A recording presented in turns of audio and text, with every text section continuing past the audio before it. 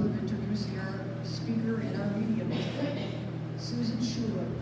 Susan Schueler is a double-tested, ethical, and accurate psychic medium with Shane Parker's Best American Psychics, as well as an advanced spiritual advisor and psychic with the Lisa Williams International School of Spiritual Development. She is an extremely well-grounded individual who not only communicates with those who have crossed over, but has the gifts of seeing auras, reading energy, being empathetic, and energy healing. She has been featured on CBS Radio, iHeartRadio, CNN, ABC News, Blog Radio, and more. Let us welcome Suzanne as she comes here all the way from the West Coast.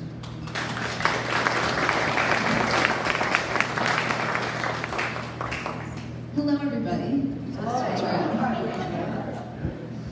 It is a pleasure to be here, and I'm so excited to be here on this very special day. I love the outfits.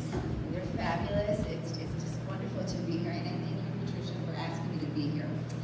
That being said, I have to be very honest here.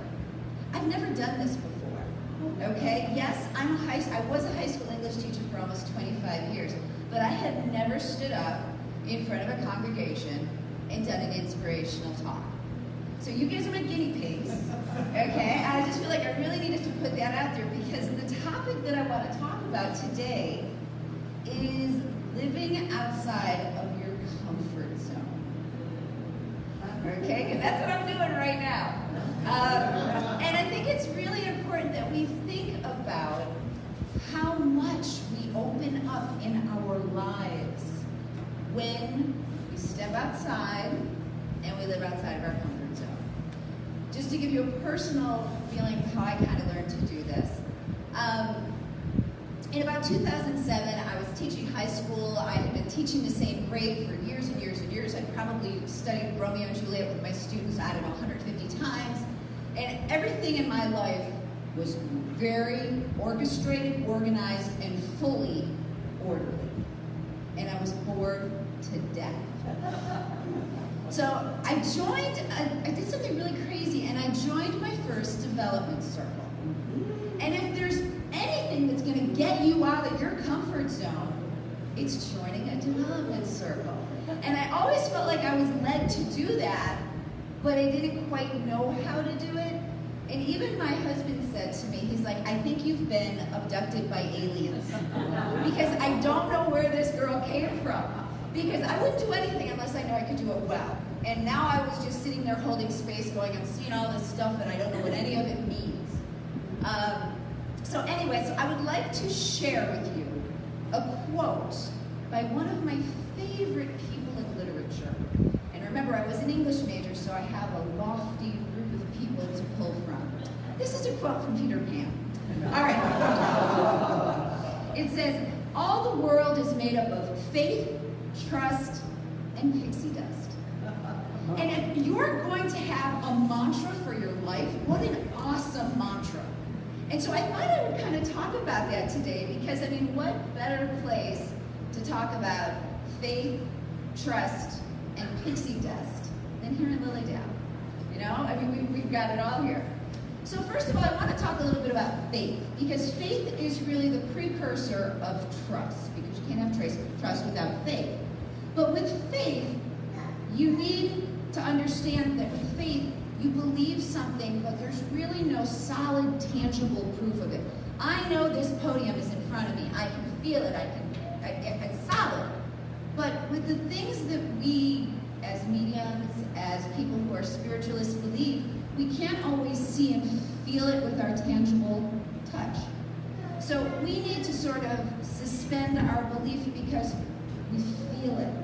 And where I feel everything, of course, is in my third chakra behind my belly button. And so that's where we're kind of centering it, all right? So in order to have that faith, you have to have the emotion, the feeling that goes with it. But in our day and age, with all the technology, and I don't know about you, but I am like a black hole of technology. We were talking about that yesterday on the way to dinner.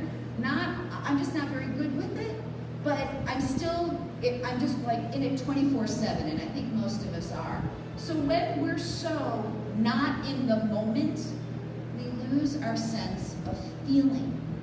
And what happens is, because we lose our sense of feeling, we lose the ability to tap into our faith. And that's where it all begins. So, I think most of the people here have some form of meditative practice, but it's interesting. I always grew up, we talked about transcendental meditation because that's kind of what got me into this, but there's so many different ways that one can meditate. I love to garden. People like to do yoga. Some people like to chant or sing. I like to refer to it as a kinesthetic meditator. How many people feel like they're better as a kinesthetic meditator? That's kind of me. I need to be moving my body. Okay, I'm a little ADD, so I need to do that. So there's different ways of forcing yourself to be in the moment so you can really tap into your faith. Having faith allows you to let things be and not to force them. I also read something else on Facebook. Yes, I'm a little Facebook junkie, I'll admit it.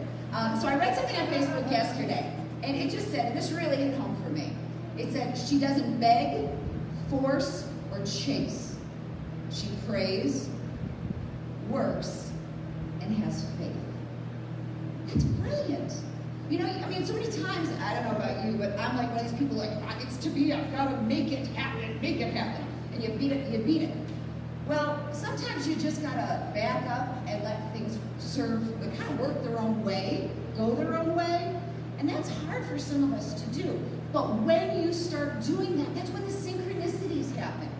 When we were at dinner last night, our server, it was really interesting, and if you're a medium, you'll understand this. You'll find people tell you their life stories in line at the grocery store, okay? So we're at dinner, and our server, wonderful, wonderful lady, she kind of scooches right down with us, and she starts spilling her guts and telling us, all about her son. I mean, she was talking to, I don't know how she was waiting on other tables, but she was with us for a while.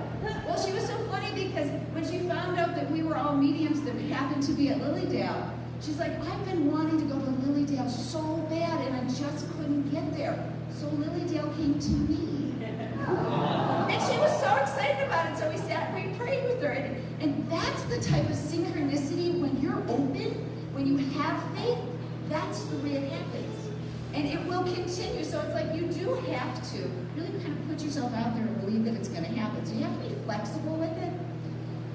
Now, like I said, faith is a precursor to trust.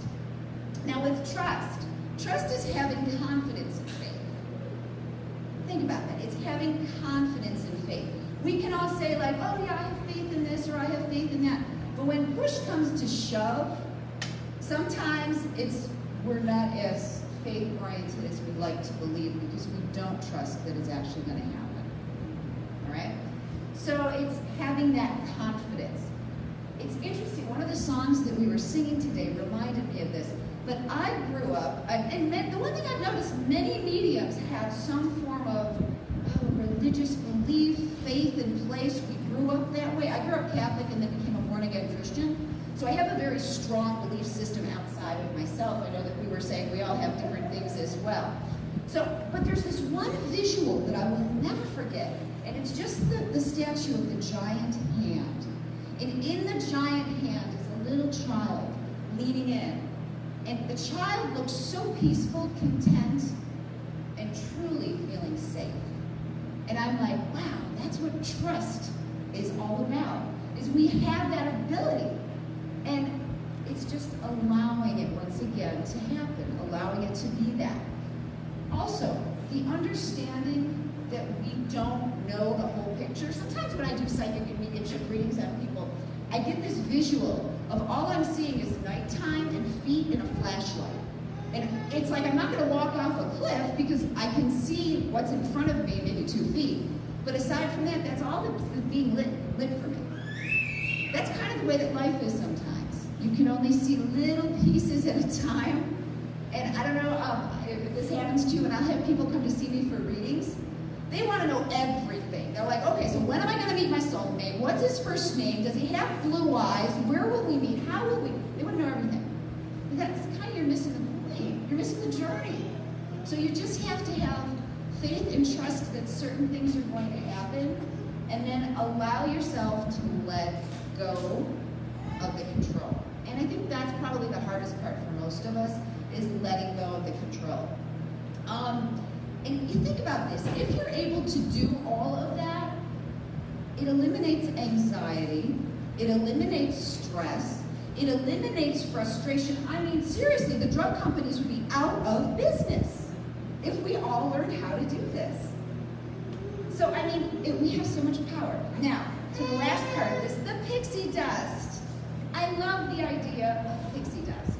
And if you think about what I see pixie dust as being symbolic of, first of all, because of my Christian belief, to me it seems a little bit like Holy Spirit, you know, the power behind it, but it also feels like magic to me.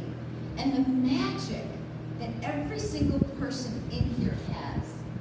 And it's sort of like the things that we can't explain in life, but we feel and we know they're there. And I'm sure you've heard this. I think they say we tap into maybe 3 or 5% of our brain. Think of all that wasted stuff we've got in there. All right, that's magic. We can create, we can manifest anything we want. We just have to believe it, trust it, and utilize our pixie dust. Okay, we've got it. It's time to tap into it. We're healers here. We're here in this time and place to heal one another. Because never has our planet needed more healing than it needs now. And that's why I think it's just beautiful that all these little beautiful animals are here. You know, it's like we are all God's creatures. And this is what it's all about. So going back to what I was originally talking about, think about stepping outside of your comfort zone today. Think of saying yes rather than no. Just think of the vibration of no versus yes. Very different. So when you get asked to do things that you may not know how to do, just say yes and think, I'll figure it out later. Okay, I got an email from somebody yesterday asking me if I'd like to come to China to teach some classes. I said, sure. I don't know how to do that. Just do it. Just throw it out there. See what's going to happen. Who knows? Maybe I'll be in China soon. You know, but you just got to say yes. So what I'm asking you right now is I'm putting out a bit of a challenge. Okay, so everybody here has wings. Do you all agree with me? Say yes, Susan, we have wings. Yes. So I want you to jump out of your comfort zones and really embrace that. And I want you to have faith, trust, use your pixie wings. Pixie wings, I like that, pixie wings. And I'm just going to say this in a really childish way, but I double dog dare you to do this, because it will change your life. So just make this the next year saying yes. And I thank you.